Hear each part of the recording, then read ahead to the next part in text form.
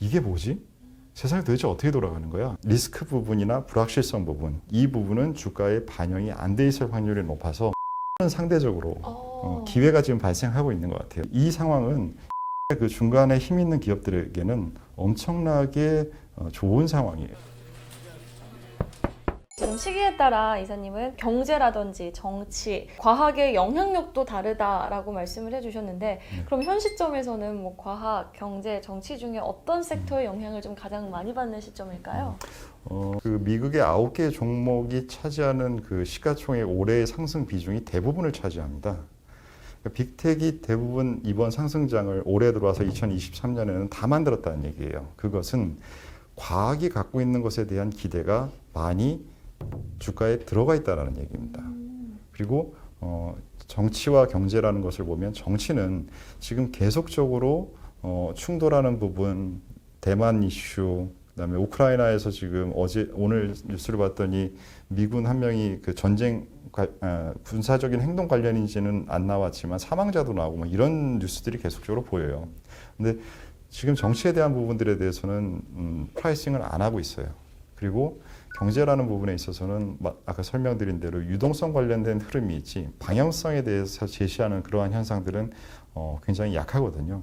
그래서 지금 현재에서 봤을 때는 정치와 경제의 좋고 나쁜 분야 중에서 좋은 부분은 주가에 반영이 돼 있고 경제의 리스크 부분이나 불확실성 부분, 이 부분은 주가에 반영이 안 돼 있을 확률이 높아서 정치와 경제적인 부분 그 두 가지를 좀 더 비중 있게 보는 게 필요할 것 같습니다. 생각보다 좀 선방했던 1분기 또 지금 이제 4월 2분기에 한 달을 보냈는데 그게 조금 과학이라든지 뭐 이런 부분에 좀 좋은 호재성 부분을 많이 반영을 했고 네. 그리고 뭐 정치라든지 경제에 조금 악재 요소는 덜 반영이 됐다. 네. 그러니까 반영이 되려면 악재적인 부분이 지금 시점에서는 좀 더 반영이 될 가능성이 높다라는 말씀이죠. 예, 그렇죠. 자, 경기 침체 우려가 굉장히 많이 상존해 있는 상황입니다. 인플레이션에 대해서는 어떻게 보세요? 현상을 볼 때 항상 그 구조적인 현상이냐 경기적인 현상인지를 봐야 됩니다. 근데 지금 그 두 개가 섞여서 인플레는 굉장히 높았었습니다. 그랬다가 지금 한 6개월째 계속적으로 하락하고 있는데 이 하락하는 부분의 대부분의 이유는 경기적인 부분이에요. 특히 에너지 가격이 대부분을 차지하고요. 그 부분이 줄어드는 상태에서 지금 이제는 구조적으로 영향을 주는 끈적끈적하다라고 시장에서 많이 표현하는 그 부분은 임금이라는 구조를 가지고들 많이 얘기를 하시는데 당연히 저도 그 부분 때문에 시장의 현재 기대보다는 인플레가 빠지기 어려워 보여요. 어려워 보이는 부분하고 두 번째는 아까 주식시장에서 쓰지 않는다고 말씀드렸던 지정학이라는 이 생산 체계의 변동이 이것이 한 3개월을 생각하면 안 보여요. 3년에서 30년을 생각해야 다시 이게 중요한 문제로 사람들한테 다시 들어오는데 주식시장이 좀 좋으면은 긴 생각을 하고 싶어 하지 않아요. 투자자들은. 맞아요. 왜냐하면 채권과 주식시장을 비교했을 때 주식은 더 밝은 부분을 많이 보는 시장이잖아요. 그렇기 때문에 어렵거나 위험한 부분들은 덜 봐요. 이게 성격입니다. 이 성격을 더 확장하면 크립토 시장은 더 발랄해요. 발랄하죠. 발랄한 시장이죠. 색다르네요. 예. 그래서 제가 이제 이게 올해 한 6개월을 보다 보니까 위험 자산을 보는 그 세대별 특성이 다른 것 같아요. 20대에서는 크립토 시장이 MZ 세대는 크립토 시장이 안전자산이고 어머, 네. 30대, 40대에서는 빅테크가 안전자산이고 50대 이상에서는 골드가 안전자산이에요. 그래서 서로 간에 어떠한 하나에 대한 정의값들도 서로 다르더라고요, 대상이.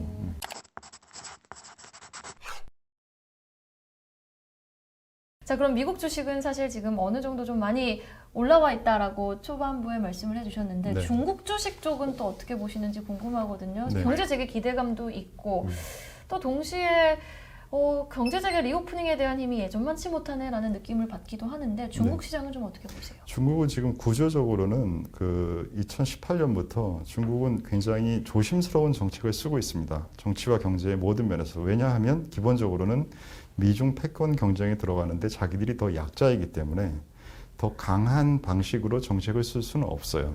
그래서 계속적으로 단단하게 조심하고 자기가 더 사고가 작게 나고 이런 부분들을 계속적으로 조심스러운 정책을 쓰고 있었고 그렇기 때문에 코로나에 대한 대응도 훨씬 글로벌에서 가장 보수적으로 대응했잖아요. 오랫동안 락다운을 하고. 그래서 그 상태에서 지금 다시 경제 재개가 되고 있는 상태입니다. 근데 차이는 미국은 그 사이에 우리나라는 굉장히 많은 돈을 개인한테 직접 살포했어요. 근데 중국에서는 그러한 살포가 없었습니다. 그래서 중국에서는 그 부분 때문에 소비할 수 있는 여력을 코로나 락다운 기간에 자체적으로 많이 그걸로 버티실 거예요. 그러면 버텨서 재원이 없는 상태에서 풀어줬을 때 흥분해서 쓸 수 있는 그러한 재원이 적은 거죠. 그 차이가 있고 두 번째는 그 말씀드렸듯이 정부에서의 방향성 자체가 지금 전 세계에서 공장 역할을 하던 생산 캐파가 중국이 굉장히 큰데 수출을 미국에 하기 어려워졌잖아요, 전보다. 그렇다면 이 생산 캐파는 높은 상태에서 이거를 커버할 수 있는 대외 수요가 없다라고 하면 대내 수요를 증가시켜야 됩니다. 네. 그래서 지금 모든 중국의 정책은 내부 수요 증가를 위한 정책을 쓰고 있어요. 그래서 이 생산을 줄이지는 못한다 하더라도 여기서 나오는 부분들을 자체 흡수할 수 있는 여력을 만들어야 되니까 이런 것들은 한마디로 구조의 변화를 만드는 과정이라서 구조의 변화를 만들 때는 생각지도 못한 변수와 노이즈들이 많이 발생합니다. 그렇기 때문에 이번 4월달 생산 데이터도 굉장히 안 좋게 나왔잖아요. 그래서 그러한 노이즈들이 계속 발생할 수 있을 것 같아서 올해 초에 중국에 대한 기대가 굉장히 없다가 굉장히 또 세게 일어났던 그러한 V자를 하나를 형성했는데 그 V자를 올리는 기대만큼은 중국 경제가 실제로 보여주기는 저는 좀 어려울 것 같아요. 그래서 그 부분에 대한 기대는 좀 적고 반대로 제가 좀 조심스러운 얘기를 좀 너무 많이 드린 것 같아서 네. 일본은 상대적으로 기회가 지금 발생하고 있는 것 같아요. 어떤 일본은. 포인트에서요? 일본은 일단은 정치적으로 지정학적인 부분에서 미국한테 굉장히 점점 더 중요한 지역이 되고 있는 것 같아요.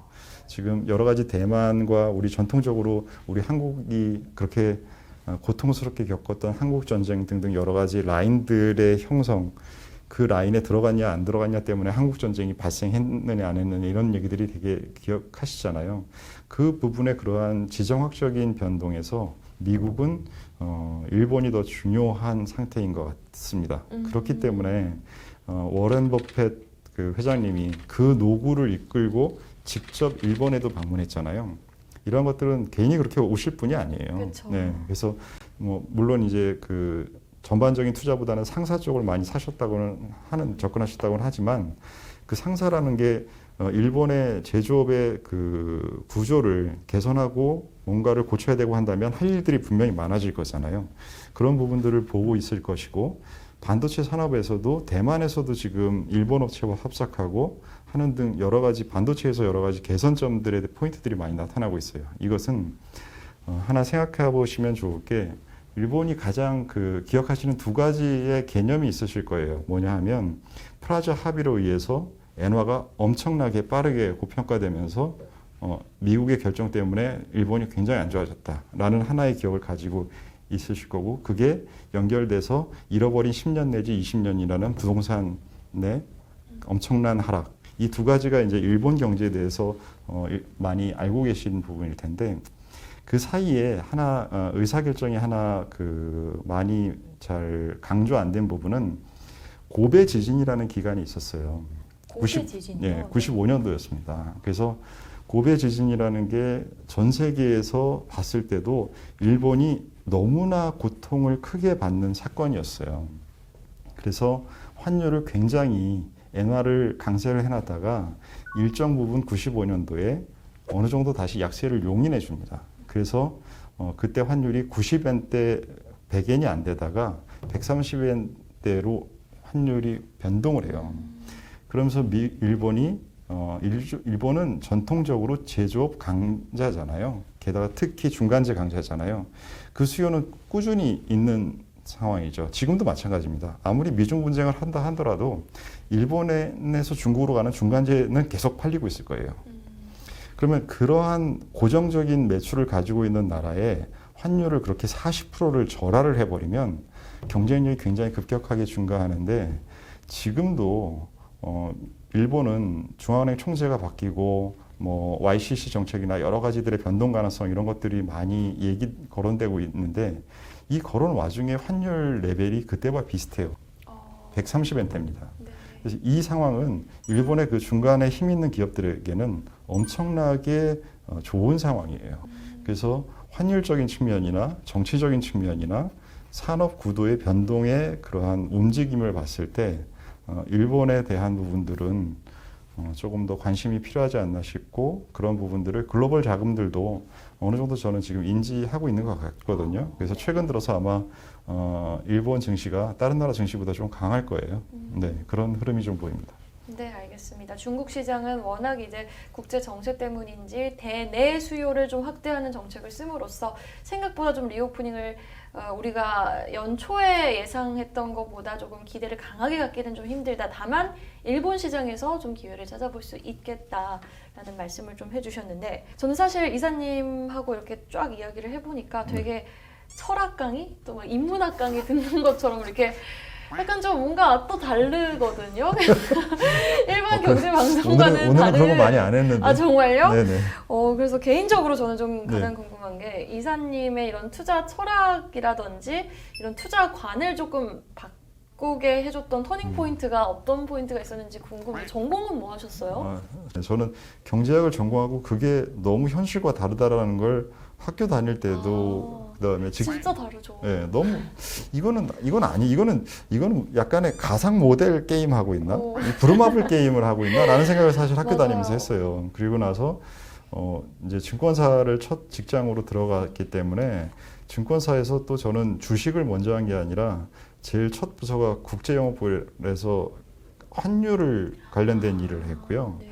그리고 나서 채권을 먼저 했습니다. 채권부에서 채권 운영하고 채권 영업을 했었어요. 그래서 제가 베이스가 채권이 먼저예요. 네. 그래서 그 당시까지는 채권이 사이클의 논리대로 돌아가던 시대였어요. 2000년대 초반까지는. 근데 2000년대 중반을 넘어서면서 이게 사이클대로 안 먹다가 결정적인 계기는 뭐였냐면 서브프라임입니다. 서브프라임 때 제가 지금은 역사에 사라진 크레딧 스위스에 다녔어요. 그래서 네. 크레딧 스위스에서 국내 투자자들보다 더 글로벌에서 어떤 일이 발생하고 어떤 의사결정이 진행되고 그게 실질적으로 어떤 그 당시에 봤을 때는 말도 안 되는 그러한 해결 방식으로 새롭게 만들어지느냐를 보고서 이게 뭐지? 세상이 도대체 어떻게 돌아가는 거야? 진짜 돌아가는 방식은 뭐야? 내가 배운 건 말이 안 되는데 그런 부분에 고민이 굉장히 컸어요. 네. 그래서 2007년, 8년 동안에 실질적으로 서브프라임 사태는 있었던 것이고 그래서 2008년 이후로 제가 그 유튜브에 나와서 여러분들을 뵌 게 한 2년 정도 되는데 그때 처음에 나와서 그렸던 차트가 있어요. 정치경제과학을 다 더해서 그거를 2008년부터 만든 겁니다. 네. 그러셨군요. 서브프라임이 어떻게 보면 조금 네. 투자 터닝 포인트가 그렇죠. 되셨던 네. 그런 시점이었네요.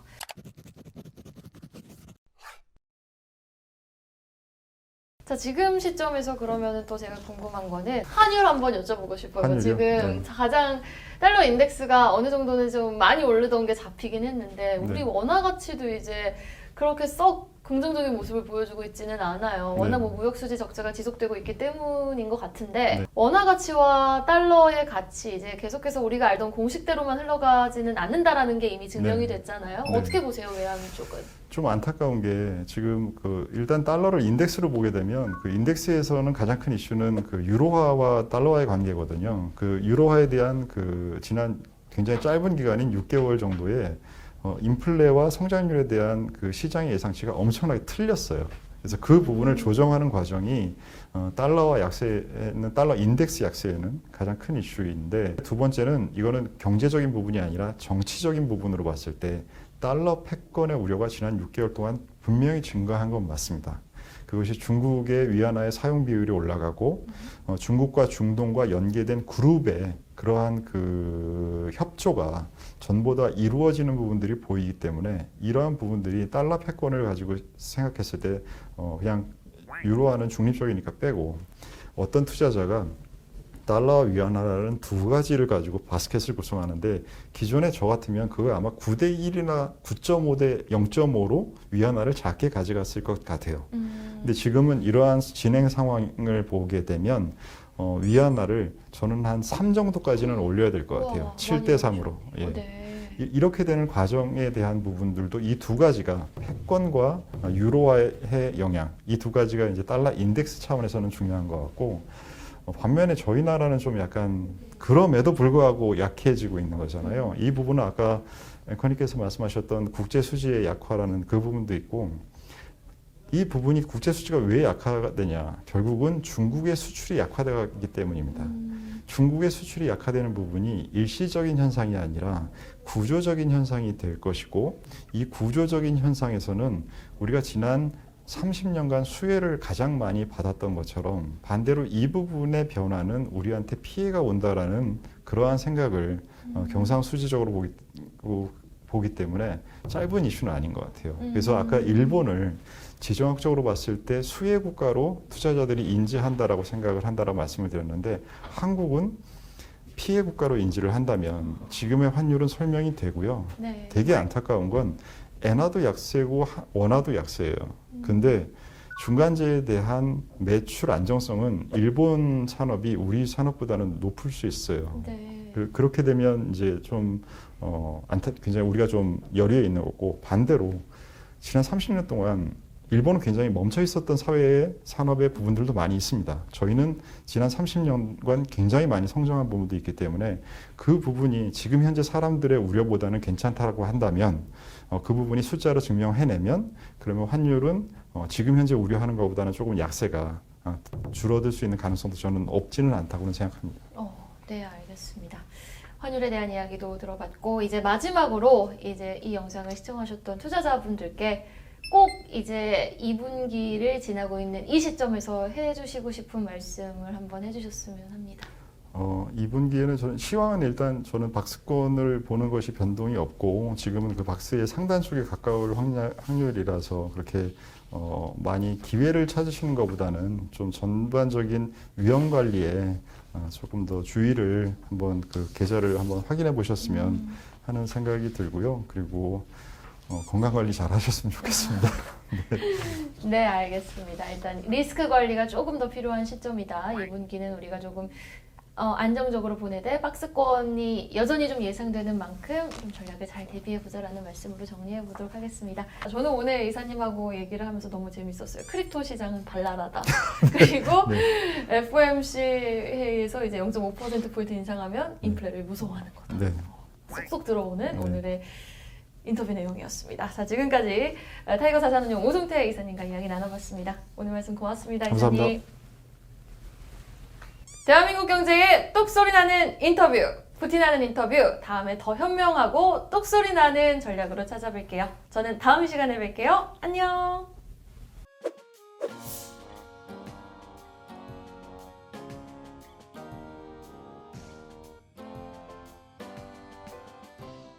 더 현명한 인터뷰. 다시 할게요. 나 이거 클로징 멘트가 어렵네. 다음에 더 괜찮은 사람 물어봐요.